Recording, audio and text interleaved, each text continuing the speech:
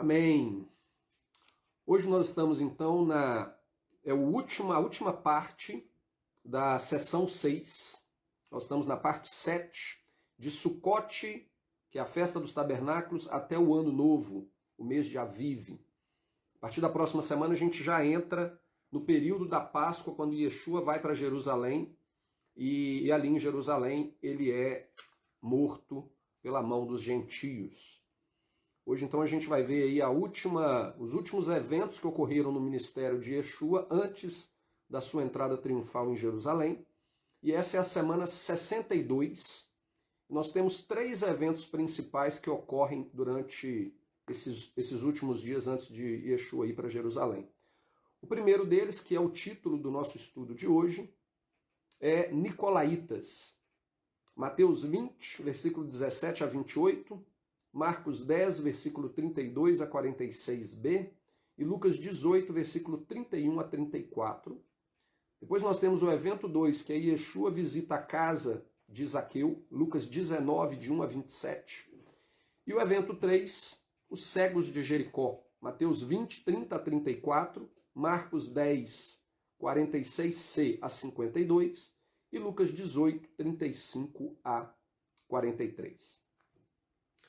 O evento 1 é chamado Nicolaítas. Algumas pessoas podem ficar meio confusas, né? O que quer dizer Nicolaítas? Nós vamos ver, nós vamos descobrir isso aqui juntos. Eu quero ler com vocês então Mateus, capítulo 20, versículo 17 a 28, que é o texto que trata a respeito de um evento que está relacionado à palavra Nicolaíta. Vocês não vão ver a palavra Nicolaíta nesse texto, mas nós vamos ver que ela depois é mencionada no livro de Apocalipse e que faz relação ao que acontece aqui. Então, Mateus 20, versículo 17 a 28. E subindo Jesus a Jerusalém, chamou à parte os seus 12 discípulos, e no caminho disse-lhes: Eis que vamos para Jerusalém, e o Filho do Homem será entregue aos príncipes dos sacerdotes e aos escribas, e condená-lo à morte. E o entregarão aos gentios, para que dele escarneçam e o açoite e crucifiquem, e ao terceiro dia ressuscitará. Então se aproximou deles a mãe dos filhos de Zebedeu, com seus filhos, adorando e fazendo-lhe um pedido. E ele disse: Que queres? E ela respondeu: Dize que estes meus 2 filhos se assentem, um à tua direita e o outro à tua esquerda, no teu reino.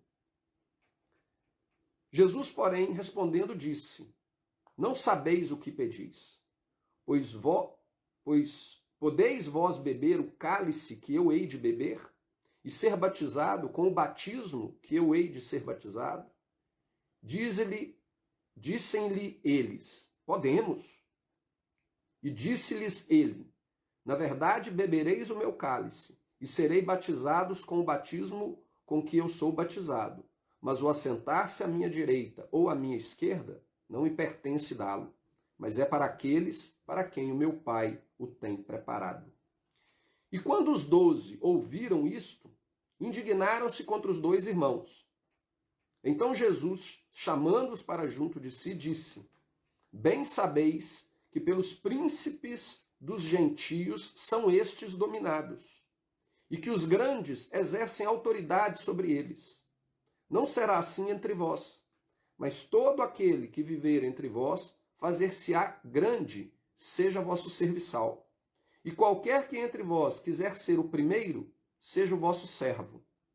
Bem como o Filho do Homem não veio para ser servido, mas para servir, e para dar a vida em resgate de muitos. Pela primeira vez aqui no versículo 17 a 19, Yeshua fala de uma maneira explícita a respeito do que aconteceria com ele em Jerusalém. Até então, ele havia feito alguns comentários a respeito da sua morte e ressurreição. Ele havia falado a respeito do exemplo de Jonas, né, que assim como Jonas esteve 3 dias no ventre do grande peixe, assim estaria o Filho do Homem 3 dias no seio da terra. Ele fez algumas menções a respeito de que ele seria perseguido, sofreria perseguição, violência e morreria, mas essa aqui é a primeira vez que ele fala de maneira explícita, claramente: eu estou indo para Jerusalém para que eu seja rejeitado, maltratado, violentado e crucificado. E ao terceiro dia eu vou ressuscitar. Isso aqui nós estamos na semana 62 de 70 semanas de ministério. Ou seja, praticamente nós estamos no final do ministério e somente agora ele esclarece realmente o que iria acontecer com ele. Que conclusão que a gente pode tirar disso? É que, como a gente já viu em outras oportunidades aqui no nosso estudo, a pregação de Yeshua nunca foi focada na possível morte e ressurreição. Ele não saiu por Jerusalém, pelas terras da Judéia, da Samaria, pelas terras do norte de Israel, da Galileia, pregando: acreditem em mim, acreditem que um dia eu vou morrer e ressuscitar por vocês e vocês serão salvos. Essa nunca foi a pregação de Yeshua. Nunca. Até porque nós sabemos que mesmo ele falando isso aqui de uma maneira explícita, eles ainda não creram. Os discípulos só vieram a acreditar depois que eles viram Jesus ressurreto. Eles olham para ele e aí agora a gente entendeu o que você estava falando antes. Mas na verdade, inclusive, quando ele foi crucificado, que é o cumprimento do que está sendo, do que já havia sido profetizado aqui, eles ficam confusos. Alguns deles voltam para a sua cidade natal, né? A gente tinha esperança, né? A gente vê aqueles dois ali no caminho de Emaús. A gente tinha esperança que fosse ele, mas pelo jeito nos decepcionamos porque ele morreu sem estabelecer o reino. Portanto, eles só tiveram um entendimento do que realmente significava a morte e ressurreição depois que a morte e ressurreição acontece. Até então, a pregação de Yeshua nunca foi, o foco nunca foi esse. O foco de Yeshua foi pregar arrependimento, retorno para Deus, pregando isso a uma nação que havia se afastado de Deus por ter rejeitado a sua aliança e ter se esquecido completamente da sua lei. Então a mensagem de Yeshua é uma mensagem de retorno para a aliança e de retorno para a obediência à lei, e não acreditar numa possível morte e ressurreição. Apesar de que, após a sua morte e ressurreição, essa realidade ela passa a fazer parte da pregação. Por quê? Porque ali foi estabelecida uma nova aliança. Então, precisa-se dar ênfase à questão da morte e ressurreição, não porque a morte e ressurreição é o centro da mensagem, mas porque, a partir daquele momento, a aliança anterior ela perde completamente a sua validade. Então, para aqueles que confiavam viver uma vida em harmonia com Deus, por estarem ligados a uma aliança que era baseada na morte e no sacrifício de animais, essa pessoa estava confiando numa aliança que não existia mais. O exemplo que eu gosto de dar é como se você tivesse um contrato de celular com uma operadora e o contrato ali ele vem normas. E aquelas normas, elas determinam se aquele contrato é válido ou não. Inclusive tem uma data de vencimento daquele contrato. A partir do momento que uma daquelas normas é quebrada ou a data do vencimento daquele contrato chega, acabou, você não tem mais contrato com aquela operadora. O seu serviço ele vai ser interrompido. Você não tem mais não só contrato, mas você também não tem contato, porque ele é literalmente cortado. Você já não recebe mais o sinal daquela operadora se o seu contrato não estiver válido ou se você não estiver pagando uma mensalidade para que você receba aquela informação. Então, se aquele contrato ele se tornou inválido, porque de alguma maneira você rompeu o contrato, por exemplo, deixou de pagá-lo, né? Você fez o contrato, concordou que você pagaria prestações mensais e, de repente, você para de pagar suas prestações. O contrato é interrompido, o contrato é invalidado e você não recebe mais. Ah, mas eu quero voltar a ter o sinal da operadora. Tudo bem. Então você vai ter que pagar a sua dívida para que a sua ligação seja restabelecida com a sua operadora. Então, quando Yeshua vem e ele morre e ressuscita, o que ele está fazendo? Ele é reestabelecendo o contrato que havia entre Deus e Israel. Porque quando Deus fez o contrato com Israel lá no Monte Sinai, no momento em que Moisés estava no monte se reunindo com Deus, Israel já havia quebrado o contrato. construindo um bezerro de ouro, adorando aquele bezerro, fazendo ali orgias, que o texto nos dá a entender que ficaram ali festejando e fazendo orgias diante daquele bezerro. E ali aquele contrato foi quebrado. Tanto que quando Moisés desce do monte, a primeira coisa que ele faz é pegar as tábuas que tinha o testemunho da aliança que havia sido feita e ele quebra. Seria a mesma coisa de que alguém que assina um contrato e imediatamente, por algum desagravo àquele contrato, a pessoa pega o contrato e rasga. Pronto, acabou, não temos contrato mais. E aí o que Deus fez então? Deus estabeleceu um sistema de sacrifício temporário para cobrir o pecado do povo durante um determinado período de tempo, até que aquele contrato fosse reestabelecido de forma definitiva. E esse contrato é reestabelecido na morte e ressurreição de Cristo. Então, a partir do momento que um novo contrato entra em validade, o velho contrato deixou de existir.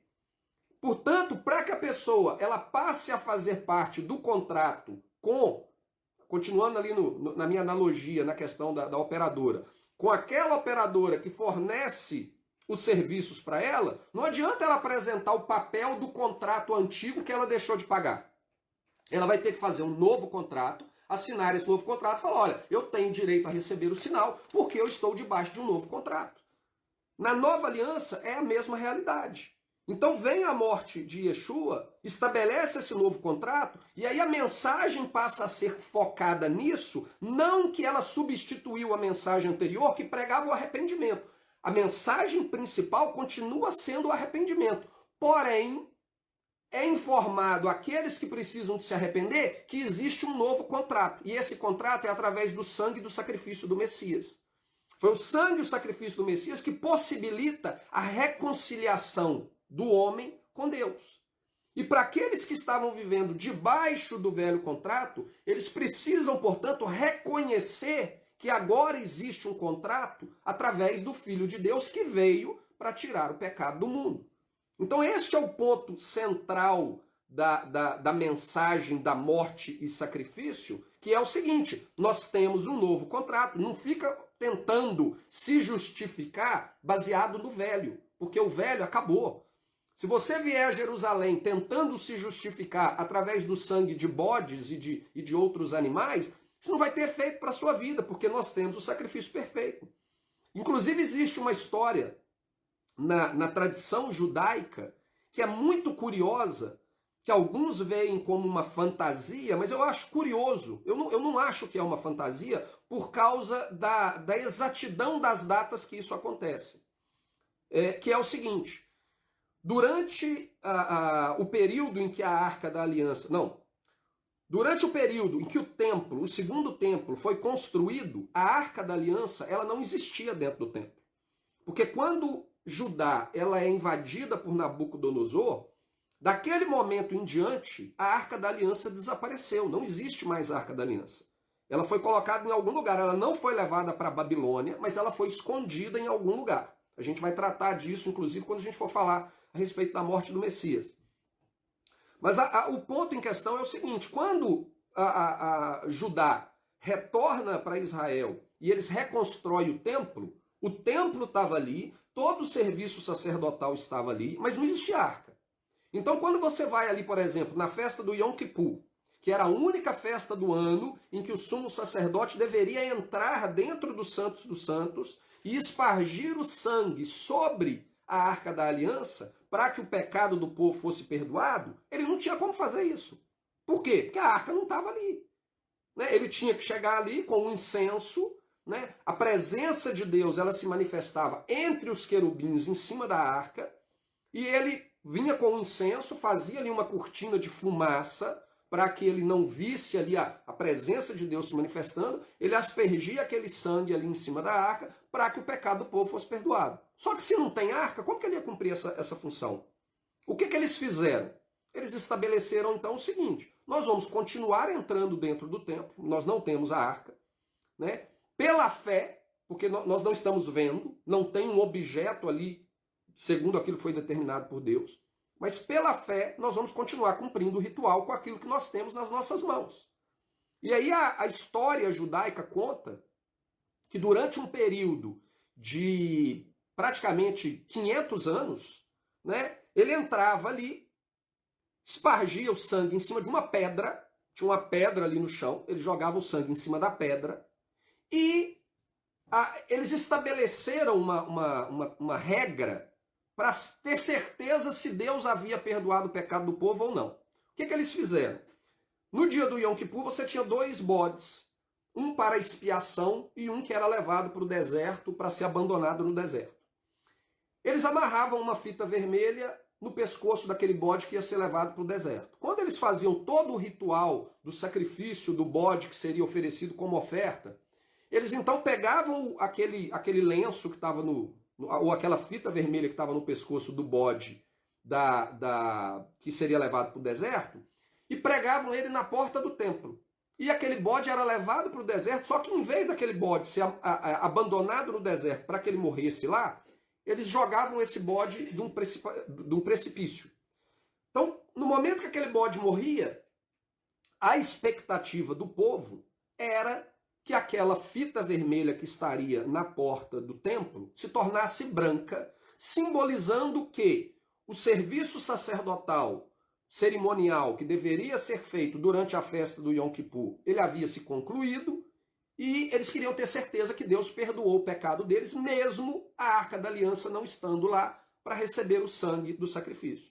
E segundo a tradição judaica, isso aconteceu todos os anos, desde o dia em que eles construíram o segundo templo, até 40 anos antes da destruição do templo. Segundo a contagem de tempo romana, o templo foi destruído no ano 70 depois de Cristo. Segundo a contagem de tempo judaica, o templo teria sido destruído no ano 68 depois de Cristo. Portanto, no ano 68, coloca esse milagre foi interrompido no ano 28 a.C. O que aconteceu no ano 28 a.C.? Exatamente a morte de Yeshua. Então, por mais que a história pareça uma história fantasiosa, né? Que coisa maluca, pegava lá uma fita vermelha, colocava. Quem que mandou eles fazerem isso? Né? Nós sabemos, pelo estudo da palavra de Deus, que existiam vários profetas em Israel. Não são só os profetas que nós temos livres escritos por eles. Existia escola de profetas em Israel. Né? Então, eram várias pessoas que tinham pela nação que profetizavam. Talvez, pode ser que um desses profetas profetizou que eles deveriam fazer isso e por isso eles estabeleceram isso. Não é algo bíblico, não é algo que está descrito na palavra de Deus, porém é algo que a história nos conta. Por que eu acho que essa história ela merece algum tipo de consideração? Porque os judeus que contam essa história são os mesmos que rejeitam e que amaldiçoam o nome de Yeshua. Eles declaram que Yeshua foi o grande inimigo de Israel. Por que eles criariam uma história que, na verdade, prova que Yeshua é realmente o Filho de Deus e que o sacrifício de Yeshua realmente veio para substituir, para pagar o preço dos pecados da nação e acabar com a função do serviço sacrificial da velha aliança? Porque o que eles fizeram, se essa história deles for apenas uma fantasia, uma mentira, alguma coisa desse jeito, o que eles estão falando é o seguinte: no ano em que Yeshua morreu, durante 40 anos após a morte dele, nunca mais a fita vermelha ficou branca. Mas durante quase 500 anos ela ficava branca todo ano. Alguma coisa aconteceu no ano 28. O que aconteceu no ano 28? Aquele cara chamado Yeshua morreu. E segundo os discípulos dele, ressuscitou. Essa é a única coisa extraordinária que aconteceu no ano 28. Então, para mim, isso tem um fundamento de verdade, porque isso depõe contra os próprios inimigos de Yeshua que entregaram ele, como nós vimos aqui no texto, entregaram ele para os gentios para que ele fosse crucificado. Eles não iam inventar uma fantasia que, na verdade, denuncia contra eles próprios. Então, isso é importante. Por que eu estou falando isso? Para que a gente compreenda que a mensagem de Yeshua, ela nunca foi baseada na sua morte e ressurreição. Porém, após a sua morte e ressurreição, essa mensagem passou a ter uma importância e uma relevância para que as pessoas fossem informadas do seguinte: o preço do pecado da nação foi pago. O sacrifício que era feito anualmente, como o próprio livro de Hebreus nos fala a respeito disso. Aquele sacrifício que era feito anualmente para pagar o preço dos nossos pecados, ele já não cobre mais os nossos pecados. Isso não quer dizer que aquele sacrifício parou de ser feito, porque a Bíblia deixa de maneira muito clara que mesmo durante os 40 anos de existência do templo, a igreja primitiva judaica, ela continuou oferecendo sacrifícios e tudo, mas ele não tinha mais a função de apagar pecado de ninguém. Eles faziam aquilo simplesmente como um ato de obediência e um ato memorial àquilo que Deus já havia feito por eles. Por quê? Porque agora, a partir do momento que teve o estabelecido a nova aliança, o que paga o preço dos pecados é o sangue que foi derramado pelo Messias. E se a pessoa não reconhecer isso, ela está fora da aliança. Por mais que ela possa estar cumprindo a lei, por mais que ela possa estar cumprindo os rituais, ela está fora da aliança. Por isso que quando Paulo, em certa oportunidade, encontra com alguns... eu não lembro se eles eram judeus que viviam na dispersão, mas é aquela história em que ele encontra com algumas pessoas que elas conheciam o batismo de João, o batismo na água, mas elas não conheciam o batismo no Espírito Santo. Aquele batismo que o próprio João falou, olha gente, eu só vim para preparar o caminho. Vai vir aquele depois de mim que vai cumprir algo muito maior, eu estou batizando vocês com água, mas vocês têm que aguardar aquele que vai batizar vocês com o Espírito Santo. Então Paulo encontra com essas pessoas e fala, não, o batismo de João a gente ouviu falar, mas o batismo no Espírito Santo desse tal de Yeshua, e a gente nunca ouviu. Ah, tá, então nós vamos orar por você para que vocês recebam o Espírito Santo. Por quê? Porque aquelas pessoas, elas tinham a visão da velha aliança, elas tinham o discernimento do que o velho contrato, né, daquele velho contrato que os tornava conectado com o sinal vindo da operadora que é Deus. Mas eles precisavam agora transferir para o novo contrato através do sacrifício do Messias. Então, a gente tem que saber discernir isso muito bem. Né? O que o cristianismo fez é que a morte de Yeshua se tornasse única e exclusivamente a mensagem do Evangelho. E não é. Nunca foi a mensagem do Evangelho que Jesus pregou. A mensagem do Evangelho é o arrependimento. Porém, a partir do momento que a gente sabe do que significa a morte e ressurreição dele, a gente sabe então que a morte e ressurreição é o que nos possibilita cumprir agora, ou que nos capacita através da presença do Espírito Santo em nós, a cumprir agora essa mensagem do Evangelho, que é o arrependimento, que é retornarmos para Deus. Então aqui fica muito claro isso. Até então, ninguém entendia o que a morte e ressurreição significaria, porém, eles já eram discípulos de Yeshua e eles já estavam andando em fidelidade ao mestre deles. Aí, de repente, a mãe de Tiago teve uma ótima ideia, né? Tiago e João teve uma grande ideia, e ela chega para Jesus ali na intimidade e fala com ele, olha, Senhor, eu sei que o Senhor vai montar um reino. E que tal o Senhor colocar os meus 2 filhos, um do seu lado direito e um do seu lado esquerdo? O que a mãe de Tiago estava querendo ali? Ela estava falando basicamente o seguinte, olha, o senhor vai estar muito atarefado, o trabalho é difícil, os meus 2 filhos são meninos trabalhadores e tal, bota eles para chefiar junto com o senhor. Porque nós temos, né, 2 mãos, 2 braços, braço direito e braço esquerdo. Se eu tenho, né, ou naquele caso Yeshua, ele tem Tiago do lado direito e João do lado esquerdo, a gente sabe que a mão, dentro do contexto bíblico, ela tem um significado de autoridade, de manifestação de poder. Então, o que a mãe dos rapazes aqui estavam querendo era o seguinte, olha, o senhor vai colocar a mão do senhor sobre os meus filhos e os meus filhos vão cumprir o papel do senhor. Os meus filhos serão o segundo em autoridade no reino, porque eles estão debaixo da sua mão. E quem quiser viver, fazer parte dessa hierarquia governamental do reino, vão ter que estar debaixo da mão direita e da mão esquerda dos meus filhos. E aí Tiago vai estar ali com a mão direita e a mão esquerda sobre alguém, João vai estar com a mão direita e a mão esquerda sobre alguém, e isso vai formando uma pirâmide. E aí você forma uma pirâmide organizacional, onde nós temos o cabeça, que seria Jesus, e nós temos ali os grupos hierárquicos inferiores até chegar no povo. Essa foi a ideia maravilhosa da mãe de Tiago. Só que Yeshua vira para ela e fala com ela, olha, o mundo, ele opera dessa maneira. O mundo funciona dessa maneira. Mas não no reino do Pai. Primeiramente, vocês têm que estar dispostos a passar pelo que eu vou passar para me poder herdar a autoridade que eu vou herdar. Vocês estão dispostos a sofrer o que eu vou sofrer? Vocês estão dispostos a morrer como eu vou morrer? E aí, não, nós estamos, com certeza, Senhor. Ele fala, tá, tudo bem, vocês vão sofrer também. Né? Inclusive, segundo a tradição cristã, Tiago foi o primeiro a morrer. Ele morreu cerca de 10 anos depois de Jesus e provavelmente morreu crucificado também. Então, praticamente, o que ele falou é o seguinte, preocupa não, o seu está reservado.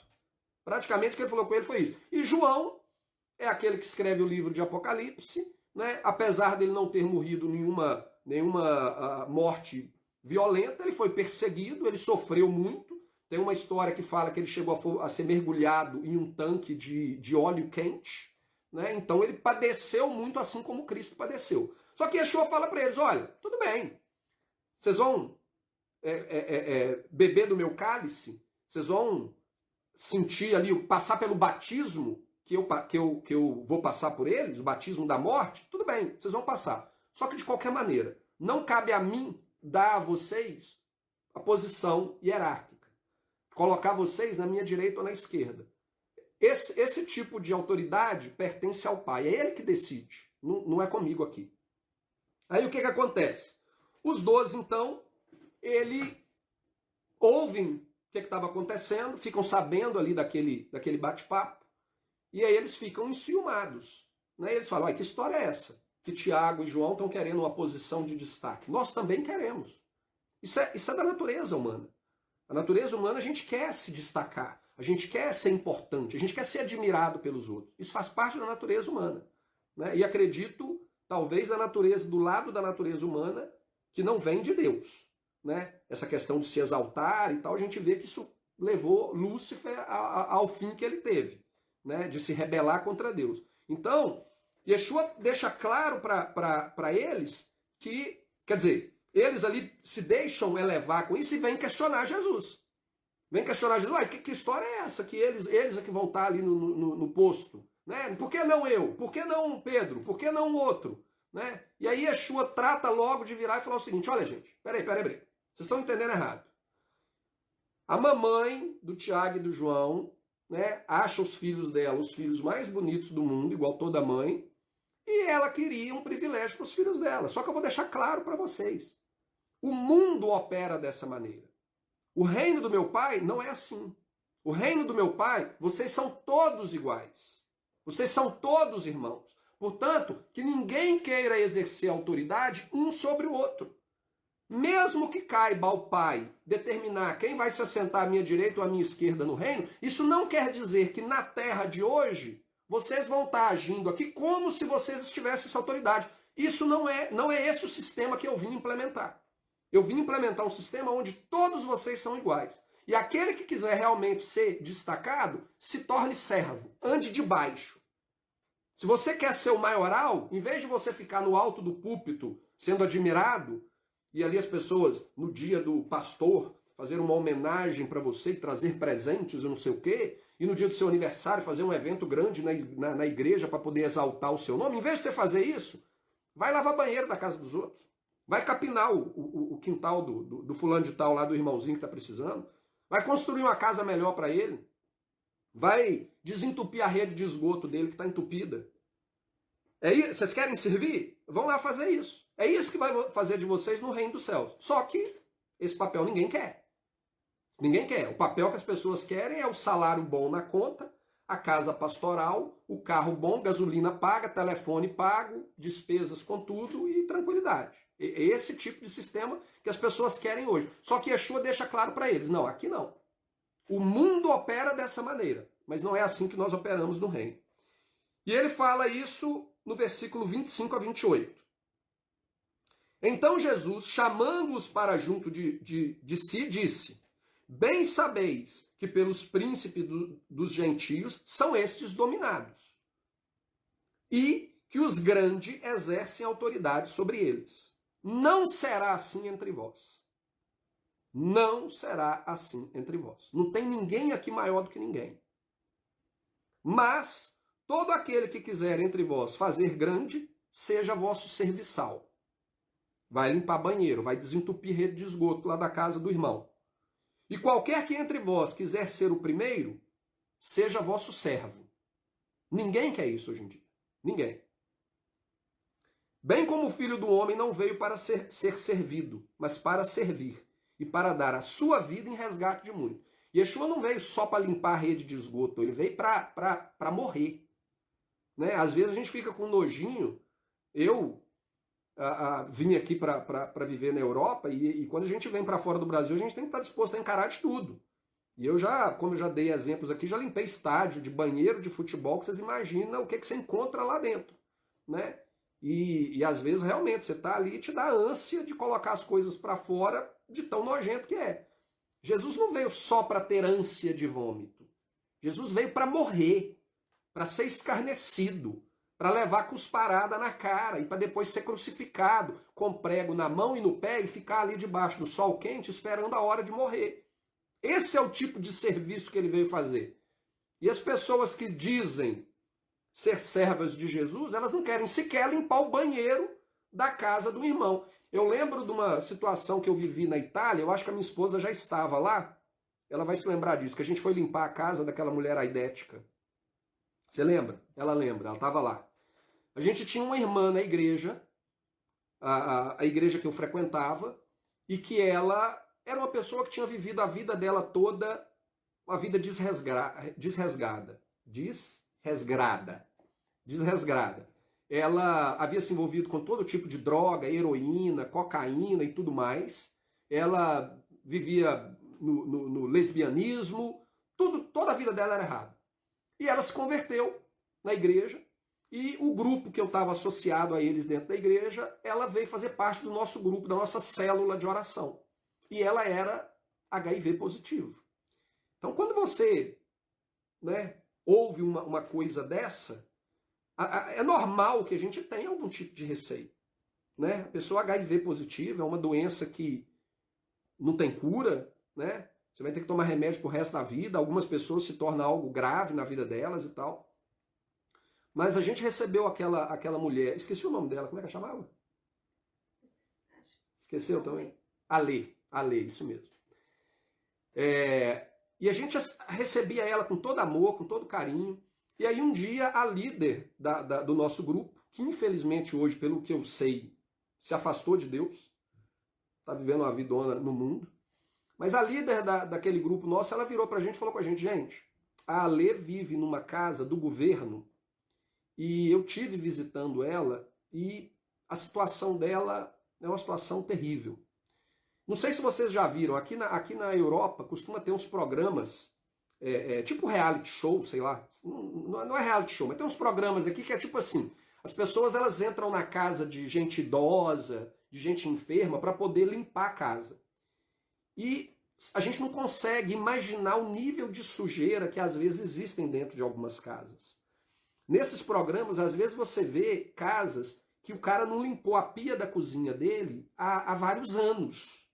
Tem coisa mofada, podre, suja, comida no sofá. Olha, é coisa terrível. Parece que parece não, é desumano. É igual, tem uma passagem na Bíblia, né, daquele endemoniado gadareno, né, que ficava entre as sepulturas e tal.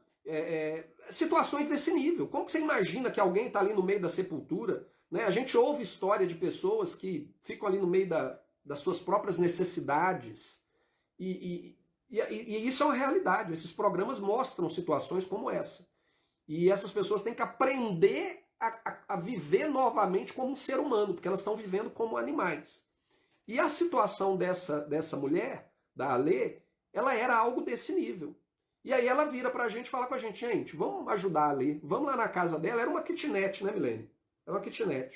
Vamos lá na casa dela e vamos arrumar a casa dela, vamos dar uma geral na casa dela, vamos pintar, vamos fazer tudo para ela. E aí a gente foi para lá, o grupo do pessoal da célula, para a gente poder arrumar a casa dela. E realmente era uma coisa, assim, horrível. Você olhava e falava, gente, como um ser humano consegue viver aqui dentro? E aí a gente tirou tudo para fora, e a gente pintou as paredes, a gente jogou água sanitária para todo lado, e a gente lavou tudo, e a gente desentupiu tudo e tal. Gente, é isso que Jesus está falando aqui. Se você quer ser grande, vai lá na casa da mulher que é HIV positivo. E eu não estou falando isso para me exaltar, não, porque eu nem lembrava disso. Eu lembrei aqui agora, não lembrei nem na hora que eu estava preparando o estudo.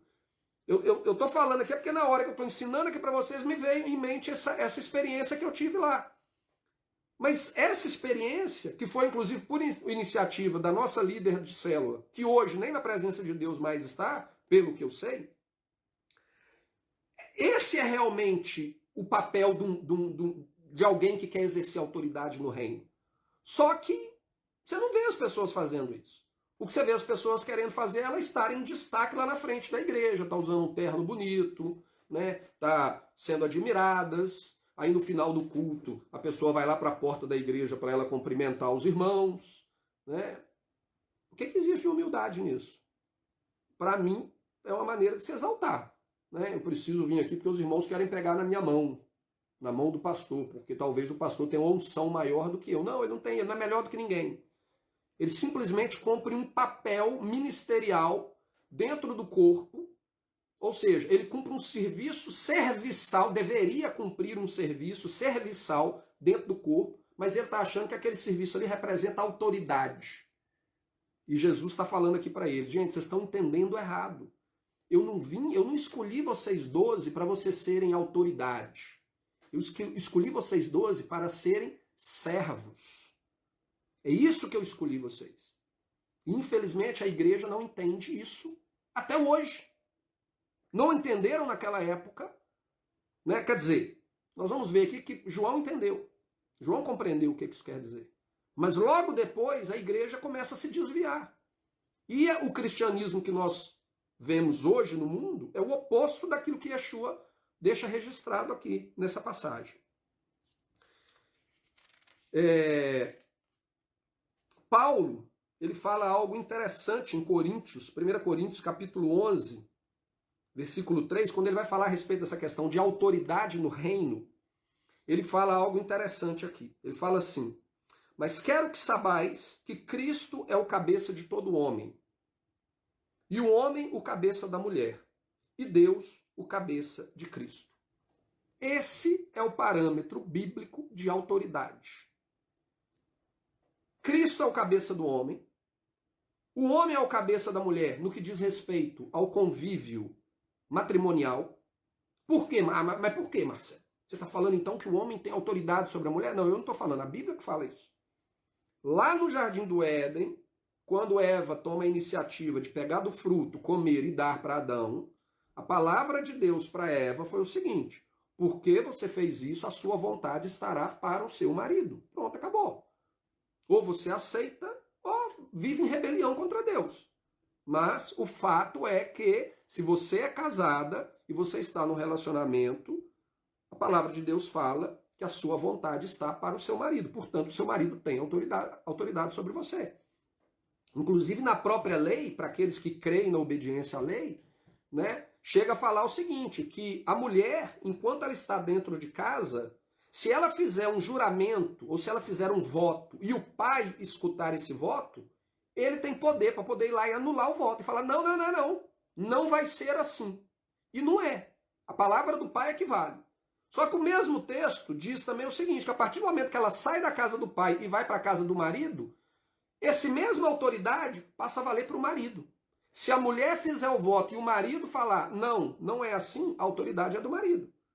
Ah, Marcelo, mas isso é um sistema patriarcal. Minha filha, se você está seguindo o discurso de sistema patriarcal, não é seguindo a palavra de Deus, não é o seu lugar, então não. Você vai seguir a palavra do mundo e o sistema do mundo. Vai querer viver dentro do reino que o mundo tem para te oferecer. Porque no reino do Pai, a palavra é essa. Ou aceita ou rejeita. Entendeu? Então, quando Paulo fala a respeito de autoridade, ele fala... As pessoas confundem submissão com respeito. É. No que diz respeito aqui ao que a palavra fala de autoridade, o cronograma, vamos dizer assim, a hierarquia que existe é o Messias, o homem, e no que diz respeito à questão religiosa, o homem e a mulher um do lado do outro. Porém, no que diz respeito ao relacionamento matrimonial, a autoridade, existe a autoridade do homem sobre a mulher. Isso não quer dizer que o homem tem que ser ofensivo, não quer dizer que o homem tem que ser grosso, tem que maltratar, nada disso. Muito pelo contrário, a palavra de Deus fala que o homem tem que dar a vida pela mulher, tem que estar disposto a dar a vida pela mulher. Porém, a palavra, a autoridade final, segundo a palavra de Deus, a autoridade final é do homem, no que diz respeito ao relacionamento. E o cabeça do Messias é o próprio Deus. Então, por exemplo, a gente vê às vezes, isso acontece dentro da igreja, o pastor que, ou o reverendo, ou o padre, ou o bispo, ou quem quer que seja, por achar que o cargo ministerial dele, o cargo de serviçal dele, significa autoridade acima de toda e qualquer coisa, ele muitas vezes se mete na autoridade do marido com a mulher, achando que, não, eu tenho autoridade porque eu sou um representante de Deus na terra, então eu tenho autoridade até mesmo de me intrometer ao ponto de interferir nas decisões entre o marido e a mulher. Isso é a coisa mais comum que a gente vê dentro da igreja. Isso não quer dizer que o líder não pode aconselhar uma mulher, não pode aconselhar um casal, aconselhar o homem. Numa situação extrema, em alguns momentos, o líder vai ter que virar para a mulher e falar, olha, você vai ter que se cuidar, você vai ter que procurar uma ajuda, você vai ter que chamar a polícia em alguns casos. Não quer dizer isso, não estou entrando nesse mérito, infelizmente hoje em dia as pessoas deturpam tudo. O que eu estou falando é o seguinte, o pastor ou o líder religioso, ele não tem autoridade sobre a vida da esposa de algum membro da igreja maior do que a autoridade que o marido tem. E muitas vezes o cara acha que tem. E na verdade a autoridade que ele tem é nenhuma. É zero. Você não tem autoridade sobre ninguém, porque todos nós somos iguais. E todos nós um dia vamos prestar conta diante de Deus igualmente. E se você quer exercer uma posição de liderança, você deveria estar servindo. E não tentando mandar. E não se achando no poder de ter controle sobre as pessoas. Então, quando a gente vê essa palavra de Paulo aqui, o que ele está determinando é especificamente isso. Esse é a hierarquia do reino de Deus. Deus, Yeshua, o marido e a mulher debaixo de Yeshua. E aí, dentro do relacionamento marital ali, matrimonial, tem a questão da autoridade do marido e da mulher. Mas isso aí é dentro do matrimônio. Fora do matrimônio, o homem e a mulher também são iguais, ambos debaixo da autoridade do Messias. Um dia nós vamos prestar conta ao Messias. Nós não vamos prestar conta ao líder da denominação, ao pastor da nossa igreja, ao líder da denominação a nível nacional ou a nível mundial. Nós não vamos prestar conta a nada disso. Na verdade, quando a gente para imaginar esse sistema, ele é exatamente o sistema que Yeshua está condenando aqui. Você tem lá o cabeça, presidente da Convenção Batista Brasileira. Aí, abaixo do presidente, nós temos os presidentes das convenções batistas estaduais. Abaixo daqueles presidentes, nós temos os presidentes das convenções regionais. E aí nós temos os pastores, e aí nós temos os presbíteros, e aí nós temos o povão, né, que aceita a ordem da pirâmide hierárquica. Yeshua está condenando aqui essa pirâmide hierárquica. Quando eu terminei o 2º grau, eu pensei em...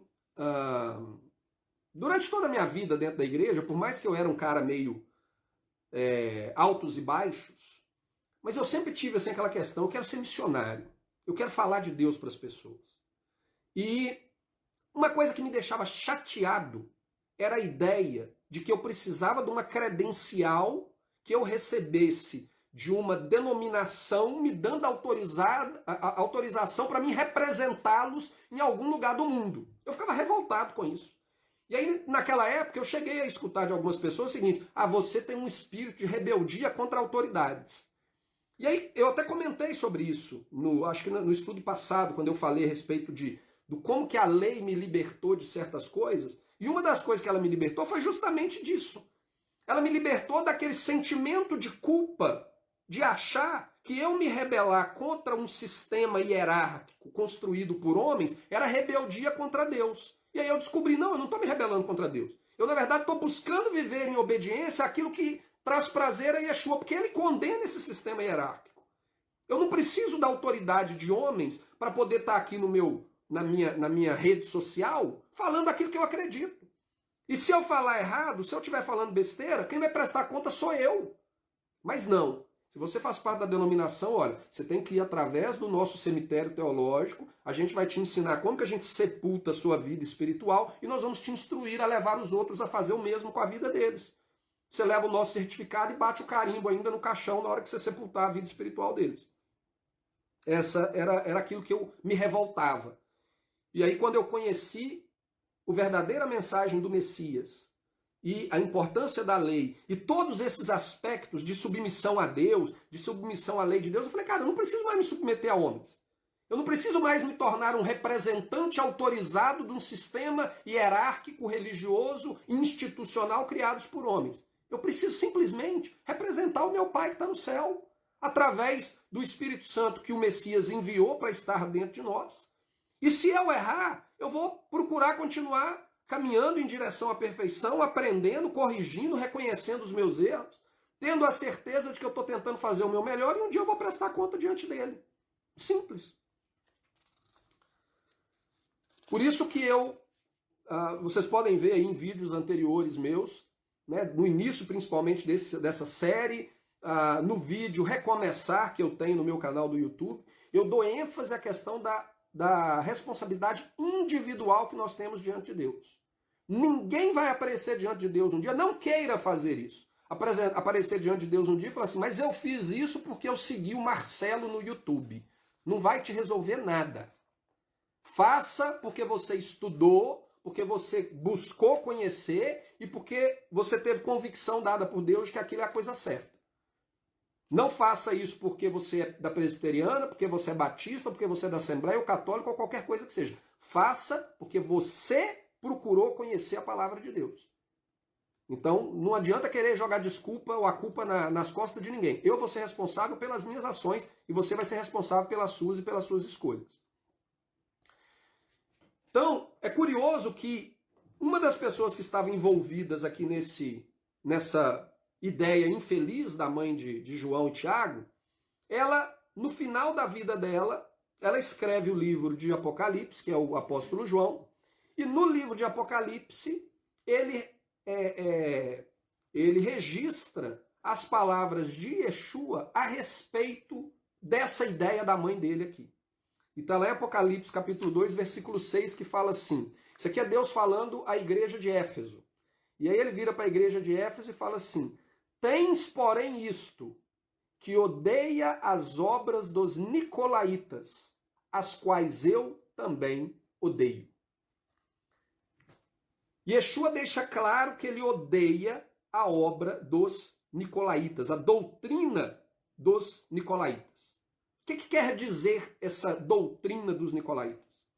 Se você for pesquisar em qualquer site cristão ou em qualquer documento cristão, o que você vai achar lá é o seguinte,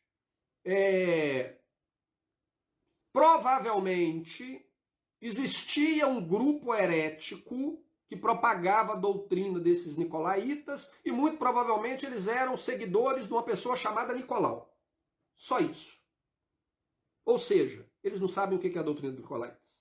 Eles, na verdade, tentaram arrumar uma explicação e a melhor explicação que eles conseguiram arrumar era o seguinte, era uma coisa que Jesus era contra, portanto era uma heresia, óbvio, e tem o nome Nicolau, de repente, nicolaítas são seguidores de Nicolau, beleza, vamos associar com alguém. Mas não existe prova nenhuma de que esse Nicolau existiu, ninguém sabe quem é esse Nicolau, ninguém sabe qual que era a doutrina que eles defendiam, que tipo de heresia que eles ensinavam, absolutamente nada.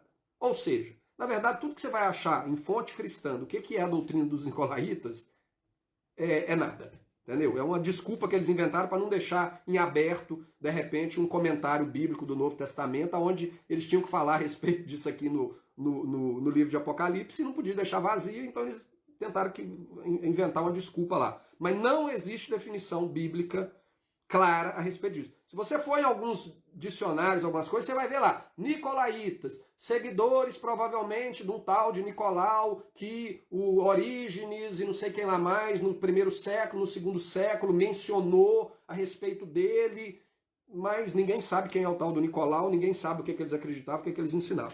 Porém, quando a gente analisa a situação bíblica, o texto bíblico, a mensagem de Yeshua lá em Mateus capítulo 20, onde ele claramente fala, o mundo, os príncipes deste mundo, eles exercem autoridade sobre os outros dessa maneira. Um na mão direita, um na mão esquerda. Um na mão direita, um na mão esquerda. Sistema piramidal de hierarquia para governar e dominar sobre os povos, para controlar as pessoas. Lá, Jesus fala claramente isso. Não é esse o meu sistema. No meu sistema, nós estamos todos aqui do mesmo lado. Quem está acima de nós é só o Messias e o Pai acima do Messias. Mas nós estamos todos do mesmo lado. Um do lado do outro. Não tem hierarquia, não. Não tem, ninguém é melhor do que ninguém, maior do que ninguém, tem mais autoridade que ninguém.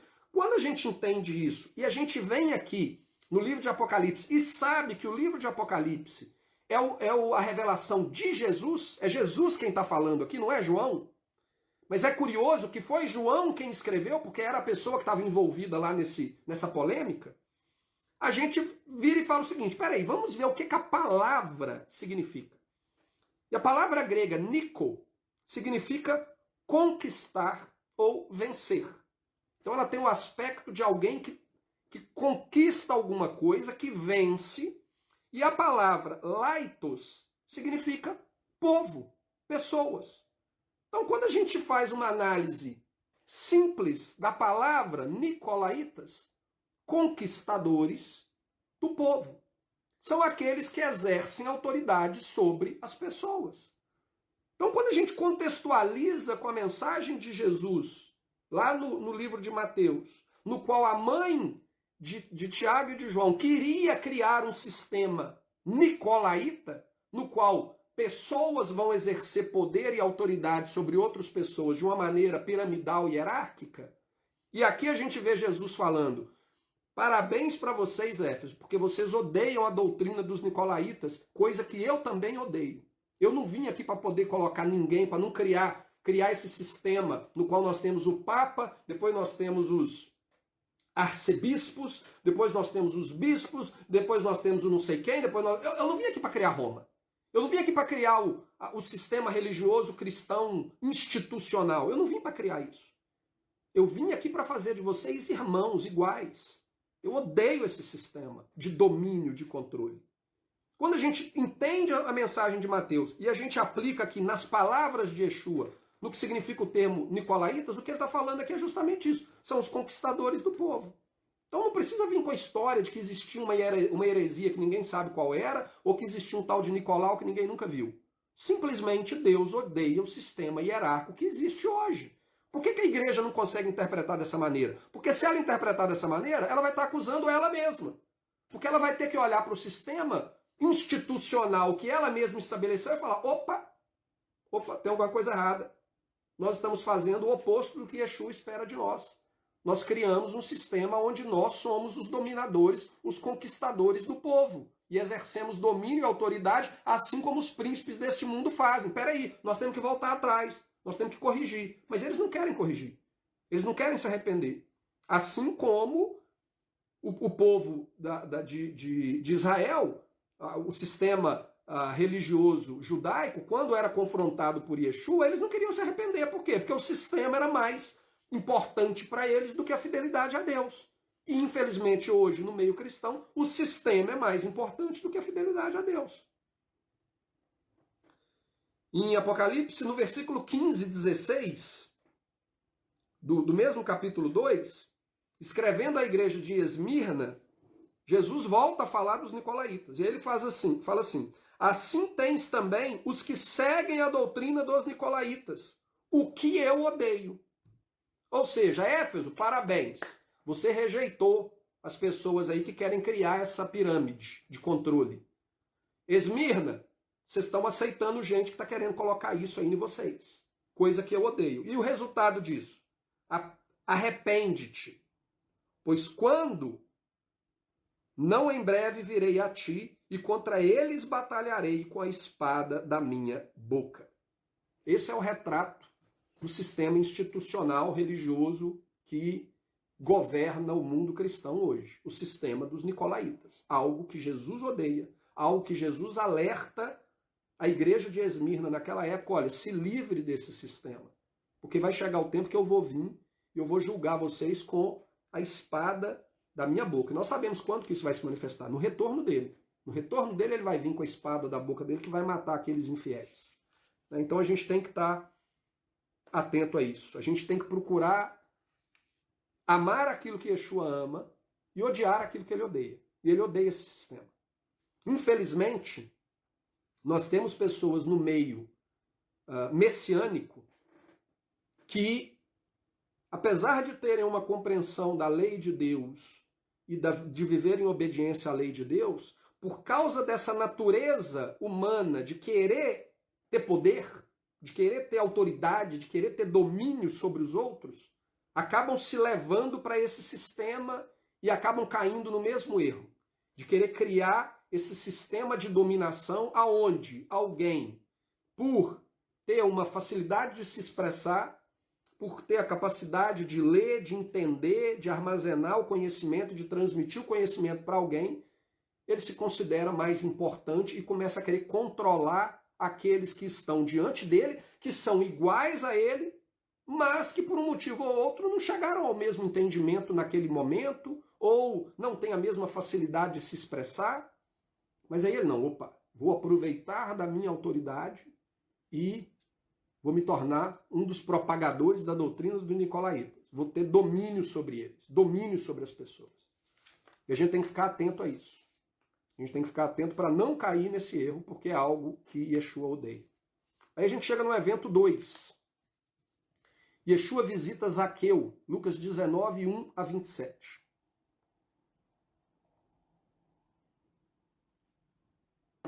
E tendo Jesus entrado em Jericó, ia passando, e eis que havia ali um homem chamado Zaqueu. E era este um chefe dos publicanos, e era rico.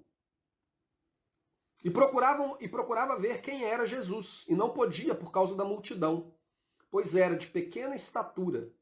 E correndo adiante, subiu a uma figueira brava para o ver, porque havia de passar por ali. Quando Jesus chegou àquele lugar, olhando para cima, viu e disse-lhe: Zaqueu, desce depressa, porque hoje me convém pousar em tua casa. Apressando-se, desceu e recebeu-o alegremente. E vendo todos istos, murmuravam, dizendo que entrara para ser hóspede de um homem pecador. Levantando-se Zaqueu, disse ao Senhor: Senhor, eis que eu dou aos pobres metade dos meus bens, e se alguma coisa tenho defraudado alguém, o restituo quadruplicado. E disse-lhe Jesus: Hoje veio a salvação a esta casa, pois também este é filho de Abraão, porque o Filho do Homem veio buscar e salvar o que se havia perdido.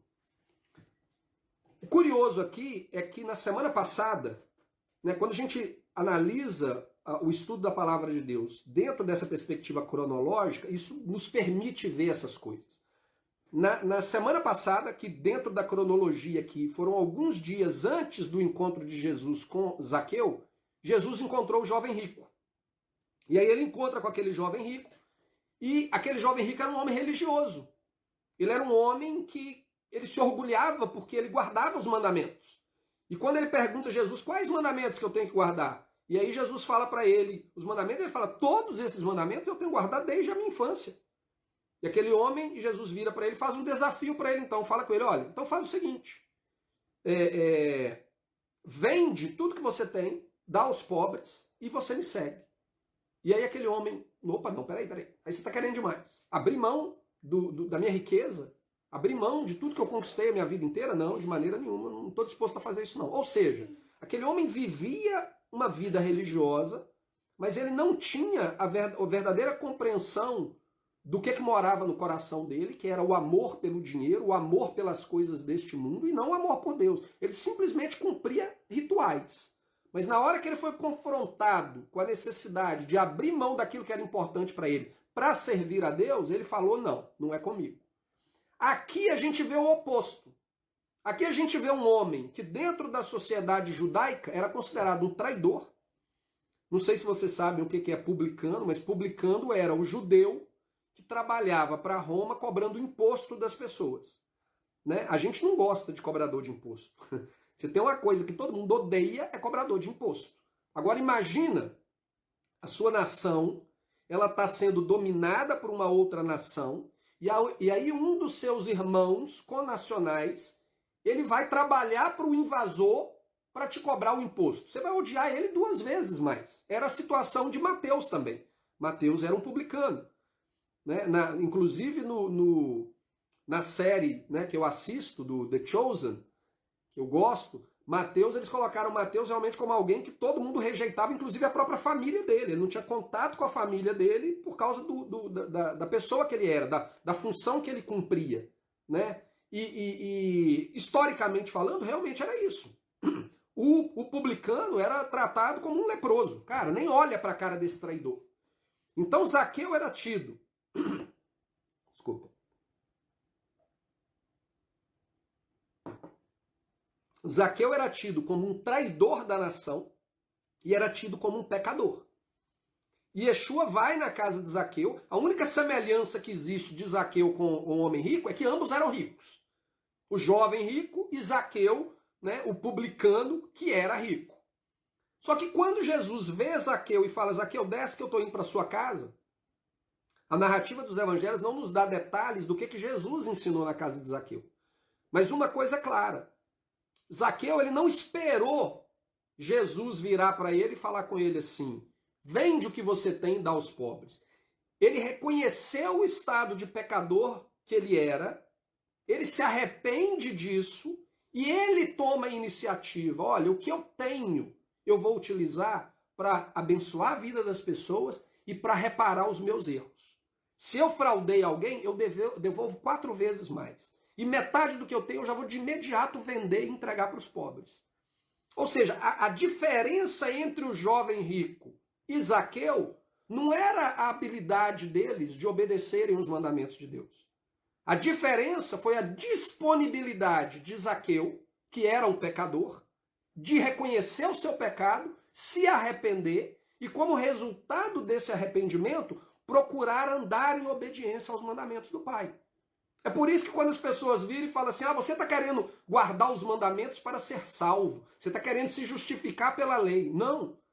Eu me justifico através da morte de Cristo, mas a morte de Cristo veio para me conduzir à obediência. Essa é a diferença de Zaqueu e do jovem rico. Zaqueu reconheceu isso. Pela graça de Deus, eu sou perdoado, porque eu sou um pecador, eu não mereço. Mas, porque ele é gracioso em me perdoar, eu vou procurar, através das minhas ações, cumprir o meu papel de um homem que vive em obediência aos mandamentos e estatutos de Deus. O outro, ele tinha um coração incircunciso. O jovem rico, ele tinha um coração no qual a paixão dele pela riqueza deste mundo era muito mais importante do que realmente estar vivendo na presença do Pai. Apesar de que ele estava disposto a cumprir rituais religiosos.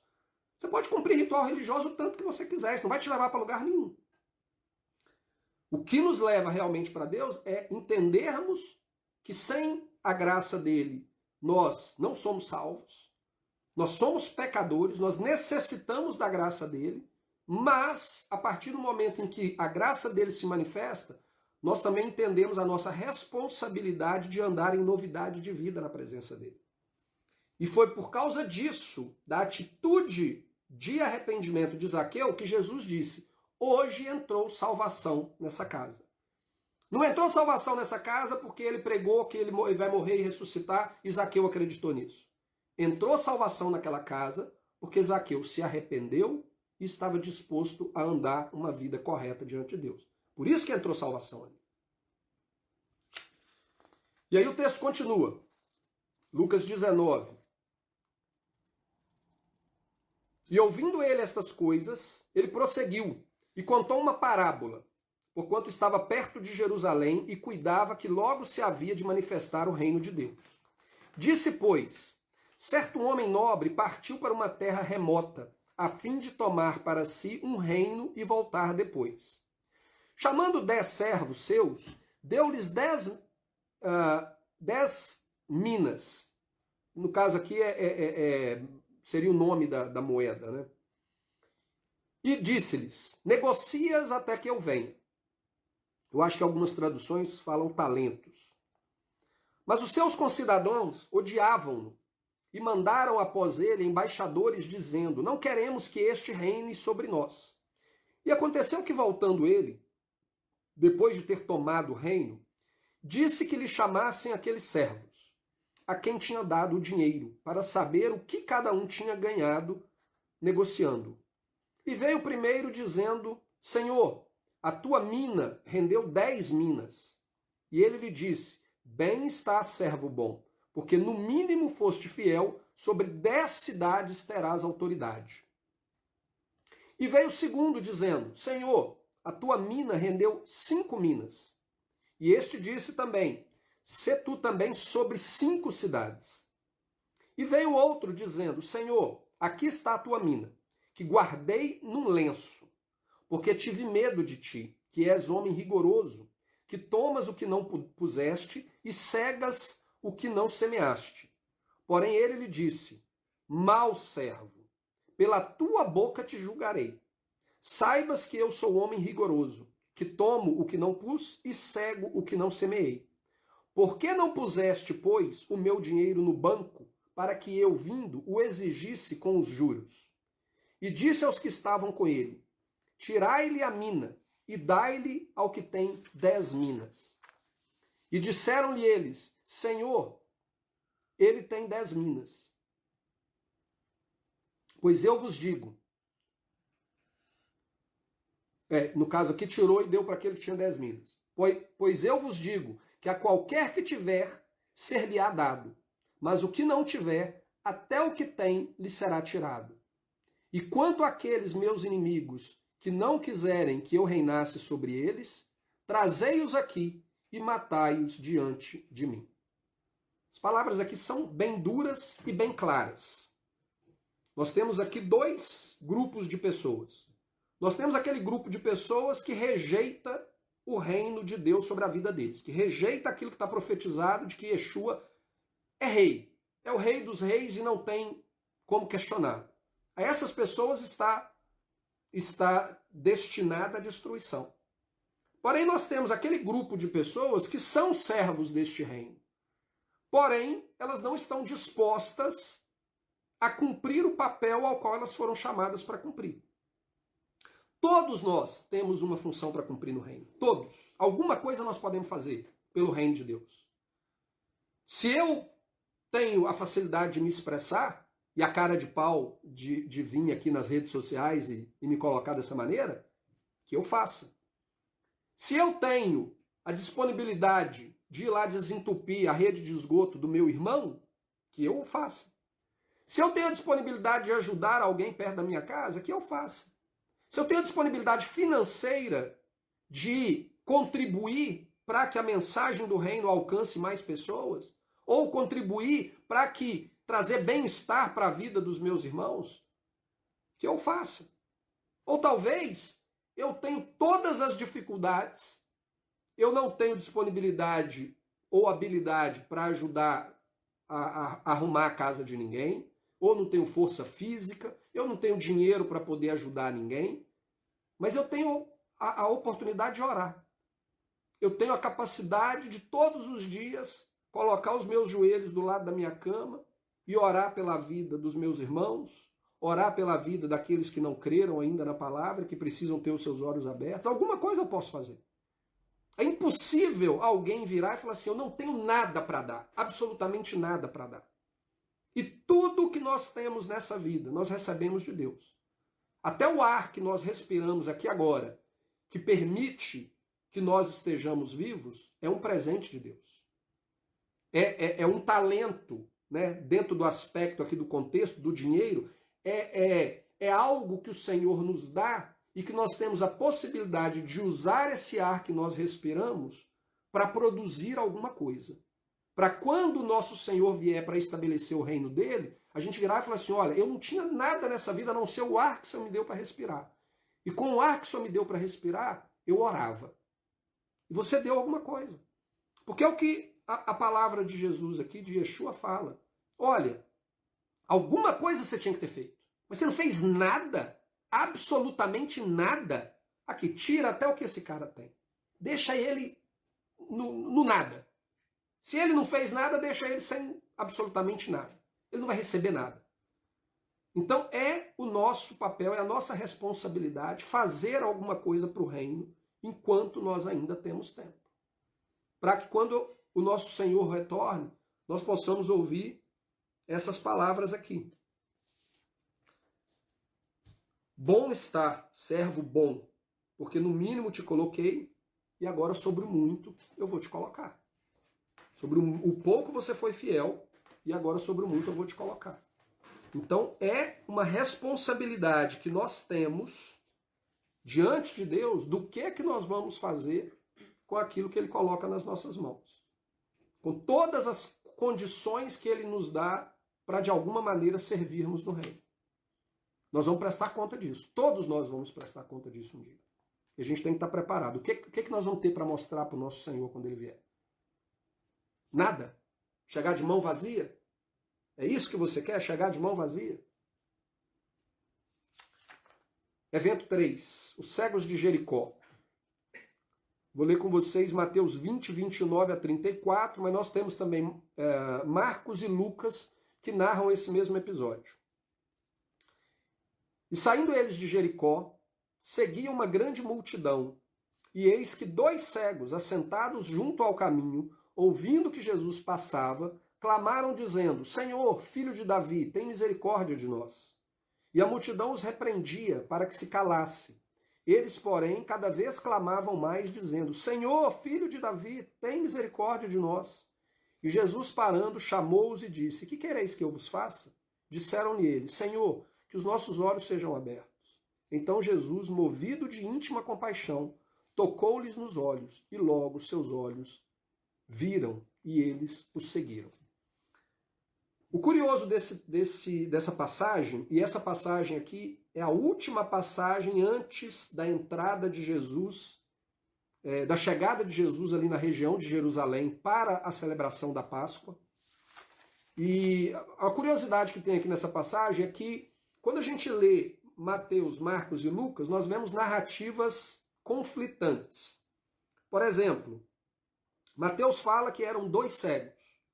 Só que Marcos e Lucas falam apenas um cego. E eles dão nome a esse cego. Marcos e Mateus fala que Yeshua estava deixando Jericó. E Lucas fala que ele estava chegando em Jericó. Então, são aparentes contradições. Aparentes não, são contradições, né? Mas que não afetam aspectos importantes do texto, né? Coisas fundamentais da mensagem. Porém, não deixa de dar oportunidade para as pessoas criticarem, né? Viu? A Bíblia não é digna de confiança porque um fala que é 2 cegos, o outro fala que é um cego. Não é por aí, não seria motivo para isso, porém, as pessoas, principalmente os que querem condenar o Novo Testamento, usam de tudo. Mas existe uma explicação para isso aqui, né? A explicação que eu acho que faz mais sentido é o seguinte: nós sabemos que Marcos e Lucas, eles citam o cego, dando a ele referência em questão de nome de quem ele era, né? Filho de quem ele era, se eu não me engano. E Mateus fala de uma forma generalizada. Então, pode muito bem ser o seguinte: Mateus ele está descrevendo com uma visão mais de longe, portanto ele dá o número de pessoas que tinham ali, tinham 2 cegos ali, e Marcos e Lucas, eles estão falando um foco mais perto, específico, focando naquela pessoa, naquele indivíduo que eles citaram, e que talvez seja aquele que tomou a iniciativa, né? Normalmente, quando você está com outra pessoa, tem aquela pessoa que é a pessoa que, não, eu vou lá, eu grito, eu chamo. Então, muito provavelmente, o que acontece aqui é simplesmente isso. Marcos e Lucas fazem um foco mais fechado naquele indivíduo no qual eles chegam a identificar de onde ele é, da família que ele era, etc. enquanto Mateus simplesmente citam. Tinham dois homens ali. Isso não quer dizer que um texto está mentindo, o outro texto não está mentindo. Simplesmente a perspectiva que eles estão olhando pode ter sido diferente, por isso um deu ênfase no indivíduo e o outro deu uma visão mais geral. E no que diz respeito a Jesus estava entrando em Jericó ou estava saindo de Jericó, deixa eu ver aqui, eu anotei aqui e não estou achando. Tá. O Marcos e Mateus, eles falam que Jesus estava se retirando de Jericó. Ele estava, ao deixar Jericó, ele então encontra com esse cego e ele cura. Lucas fala que ele estava se aproximando de Jericó. Porém, nós temos manuscritos antigos de Lucas, alguns manuscritos, não são todos, mas temos vários manuscritos antigos de Lucas que, na verdade, o texto está falando o seguinte, que eles estavam se aproximando de Jerusalém e não de Jericó. Só que, na hora de separarem quais os manuscritos que eram mais dignos de credibilidade e tal, a opção das traduções foram, não, eu vou usar o texto que Lucas está falando que ele estava se aproximando de Jericó, porque isso aconteceu em Jericó. Só que, na verdade, é o seguinte, o texto está dizendo que eles deixaram Jericó para ir para Jerusalém.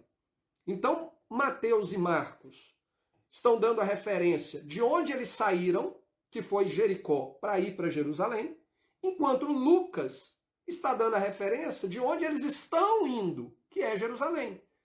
Então, dentro dessa perspectiva, e levando em consideração esses textos, esses manuscritos que contêm de que esse milagre do cego aconteceu próximo de chegar em Jerusalém, você concilia essa questão dessa posição geográfica. Tanto Mateus, quanto Marcos, quanto Lucas estavam falando a mesma coisa. No caminho de Jericó para Jerusalém foi aonde aconteceu esse milagre. Só a curiosidade mesmo a respeito disso. A gente encerra aqui o estudo de hoje e a partir da semana que vem nós vamos estar já tratando do período ali que Yeshua ele entra na cidade de Jerusalém, ele chega ali nas redondezas da cidade de Jerusalém para o confronto final dele com os líderes religiosos, no qual ele é morto e crucificado ali e ressuscita ao terceiro dia. Então a gente está chegando aí já mais ou menos ao final da nossa série das 70 semanas de ministério do Messias. Acredito eu aí, provavelmente dentro aí de mais um mês, no máximo aí 2 meses, a gente deve chegar aí ao final da nossa série. Mais umas 6 a 8 episódios. Fico aberto aí para perguntas, comentários. Nós temos aí também o Carlos Vieira. Shabbat Shalom para você, o Patrick. Aí também, mais a Valéria. Um abraço, Shabbat Shalom para vocês. E fico aí aberto para perguntas, questionamentos. Fiquem à vontade. O senhor Patrick, na semana passada, me mandou uma mensagem no grupo, assim, falando assim, cadê a sala? Vai abrir a sala? Eu tô com a sala aberta lá, esperando o Patrick até hoje.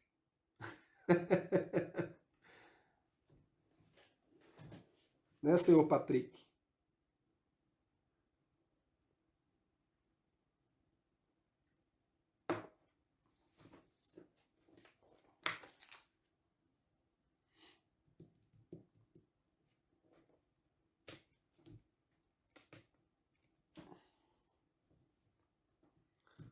Alguma pergunta, pessoal? Algum comentário? Ou nós vamos encerrando por aqui? O Renes também está aí, apareceu aqui a fotinha dele. Vai ter sala hoje, né, Patrick? Vai, mas se você aparecer eu vou te quicar. Vou te jogar para fora.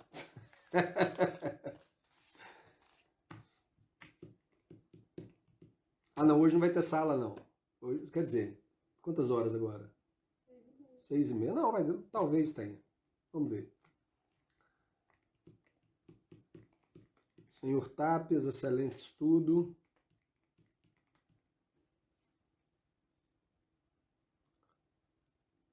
Pois é, eu acho que nós não temos aí mais comentários. Então a gente vai ficando por aqui.